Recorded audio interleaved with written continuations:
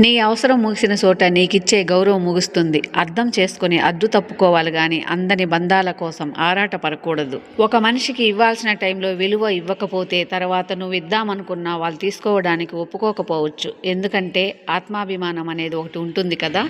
ఎవరైనా నీకు దూరం అయితే బాధపడకు. నీ జీవితం వాళ్ళతో ముడిపడి లేదని అర్థం చేసుకో. నిన్ను వదిలి వెళ్ళిపోయారు కదా అని వాళ్ళు చెడ్డవాళ్ళు అనుకోవద్దు. నీ కథలో వాళ్ళ పాత్ర ముగిసిపోయింది అంతే. నువ్వు ఏ పరిస్థితిలో ఉన్నా చేయి చాచకు. రేపు అదే నీకు మచ్చగా మారవచ్చు. ఎట్టి పరిస్థితిలోనూ ఎవరి మీద ఆధారపడకు. ఎందుకంటే అది నీలో బలాన్ని క్షీణింపజేస్తుంది. ఎవరి కోసం ఎదురు చూడకు. అలా చేస్తే నీకొచ్చే అవకాశాలేవి నీకు కనిపించవు. నడచి వెళ్ళు తప్ప లేని లగ్జరీ కోసం పాకులాడకు. అలా చేస్తే నువ్వు వెళ్లే గమ్యానికి చేరుకునే సమయం తగ్గిపోతుంది. చివరిగా చెప్పేది ఒకటే, ఒంటరిగా సాగిపో. గుంపు కోసమైతే ఎదురు చూడకు. మంచి రోజులు రావాలంటే ముందుగా కొన్ని చెడ్డ రోజులతో యుద్ధం చేయక తప్పదని తెలుసుకో.